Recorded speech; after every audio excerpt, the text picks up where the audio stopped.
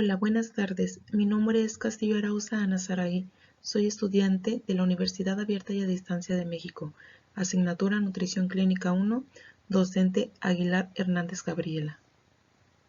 Hoy trataremos el tema de la desnutrición. Para comenzar nuestro tema, es importante mencionar la definición de desnutrición. Esta es un síndrome nutricional causado por una ingesta insuficiente de nutrientes para las necesidades fisiológicas de un individuo. Ahora corresponde hablar de la fisiopatología. La respuesta metabólica a la desnutrición proteico-calórica inicial en una reducción de la tasa metabólica. Es decir, para obtener energía, el cuerpo primero descompone toda la grasa parda. Para más tarde, cuando estos tejidos pierden sus reservas, el cuerpo puede utilizar las proteínas para obtener la energía, lo que resulta en un balance negativo de nitrógeno. Se degradan los órganos internos, músculos y se pierde peso. Esta pérdida de peso de los órganos es más pronunciada en el hígado y en los intestinos, el corazón y los riñones, y menos pronunciada en el sistema nervioso. Etiología. Las causas de la desnutrición hospitalaria son multifactoriales. Aunque la enfermedad en sí misma es un mediador importante de la desnutrición, sería un error suponer que la desnutrición es intrínseca a la enfermedad y por tanto intratable.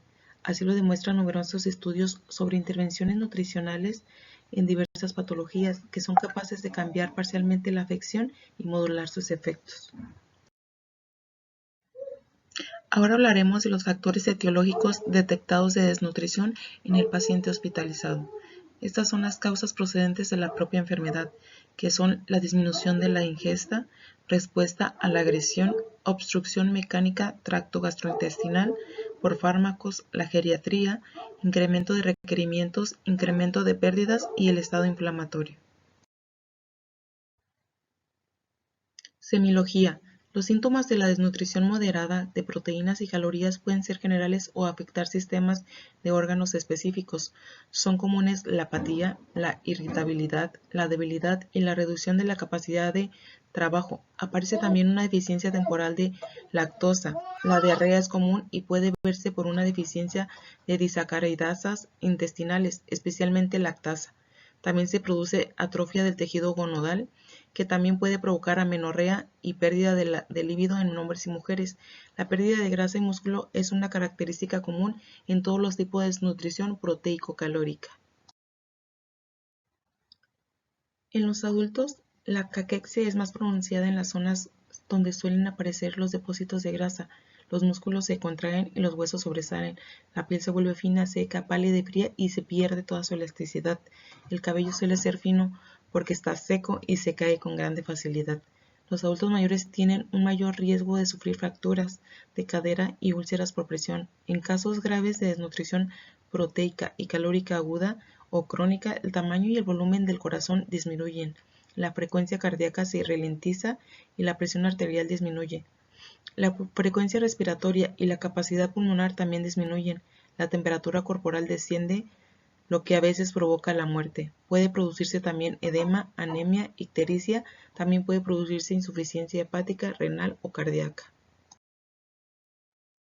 En los lactantes el marasmo provoca inanición, pérdida de peso, retraso de crecimiento y pérdida de grasa subcutánea y masa muscular.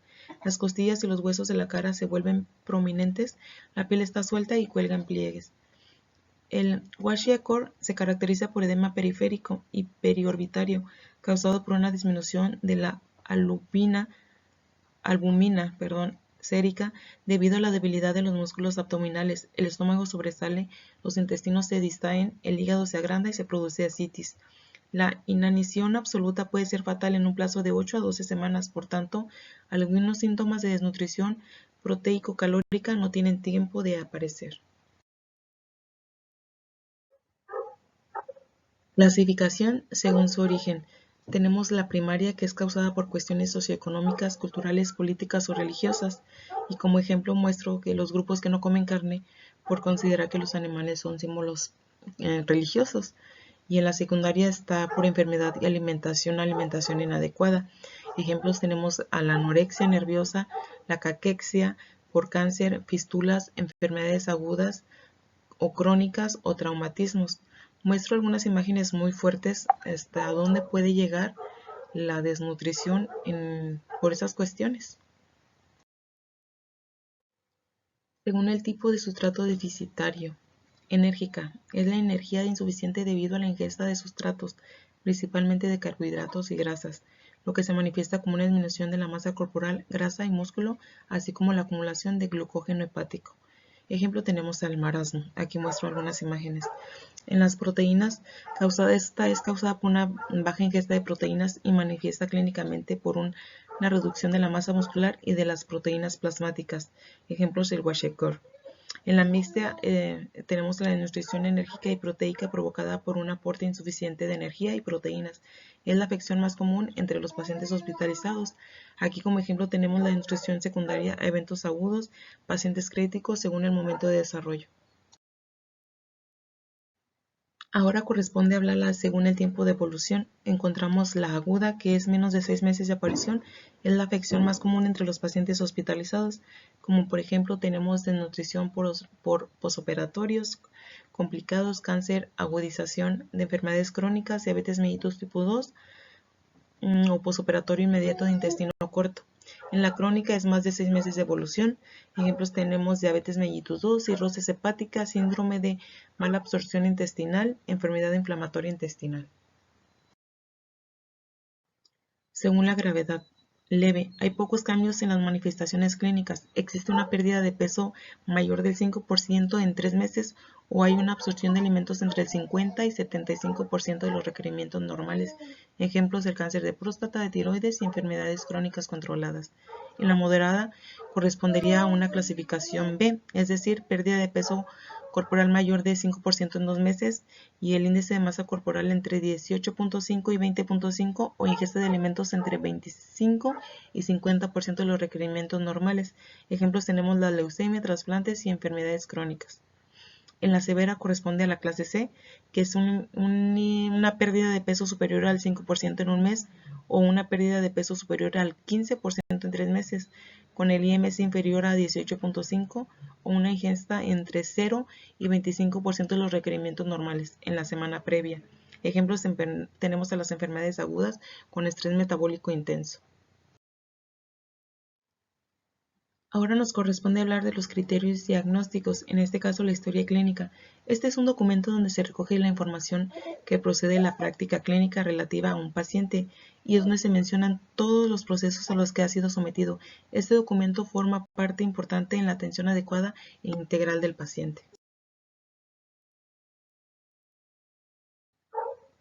Evaluación global subjetiva. Aquí los procedimientos clínicos son basados en la interpretación clínica y algunos síntomas y parámetros físicos. Aquí depende mucho de la observación del nutricionista para determinar el estado nutricional del paciente.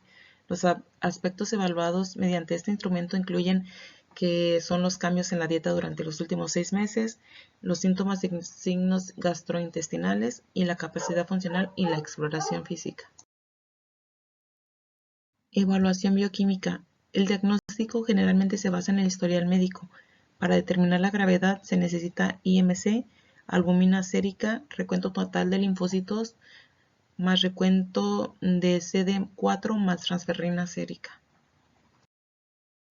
Aquí en esta tabla muestro los valores que se utilizan con frecuencia para medir la gravedad de desnutrición calórico-proteica. Encontramos los valores normal, la desnutrición leve, la desnutrición moderada y la desnutrición grave. Medición de peso y talla. Se ocupa la medición de la altura y el peso, la determinación del IMC, la estimación de la cantidad de músculo y grasa en la parte media del brazo, que es en la parte superior entre el hombro y el codo, midiendo la circunferencia del brazo y el grosor de un pliegue cutáneo de la parte posterior del brazo izquierdo. Otros síntomas que pueden indicar la desnutrición son los cambios en la piel y en el cabello y la acumulación de líquido en las extremidades o el abdomen. Los resultados ayudan a confirmar el diagnóstico y determinar la gravedad de la desnutrición.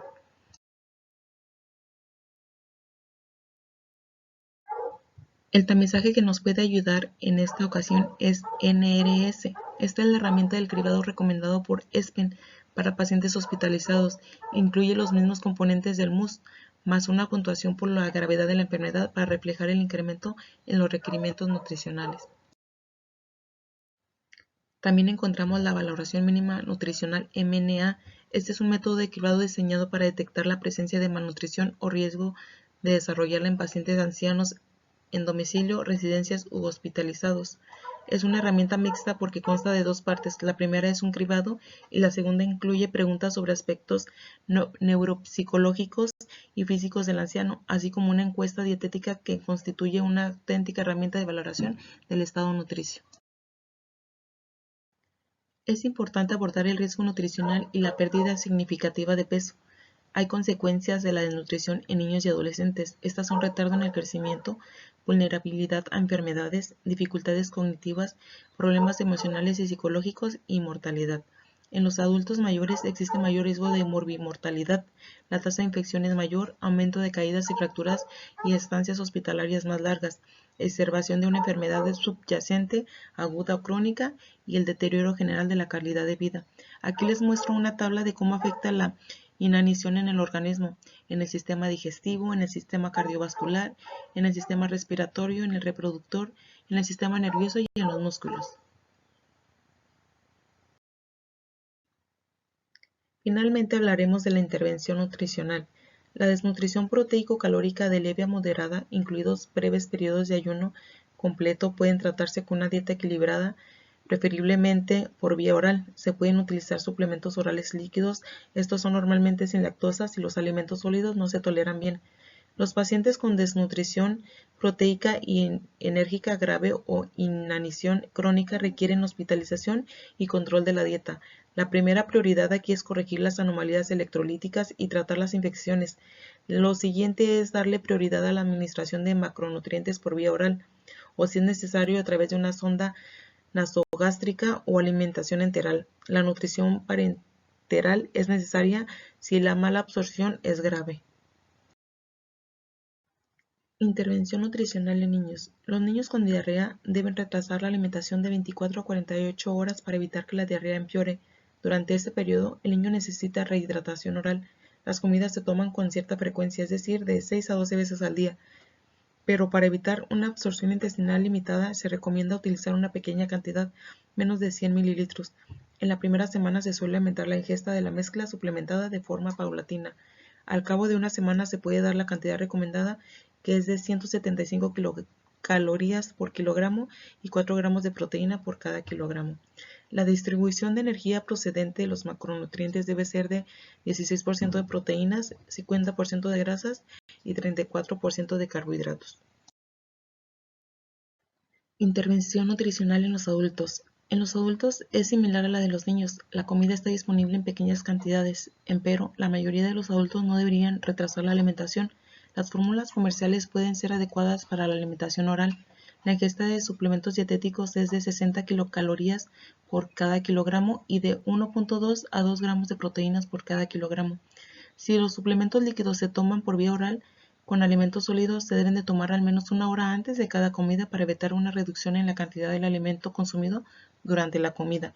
Se necesitarán varias intervenciones para tratar a los adultos mayores hospitalizados con desnutrición proteico-calórica. Estas pueden ser medidas medioambientales, por ejemplo, hacer más atractiva la habitación donde ellos comen, una asistencia alimentaria, a cambios en la dieta, tomar estimulantes del apetito y suplementos calóricos entre comidas.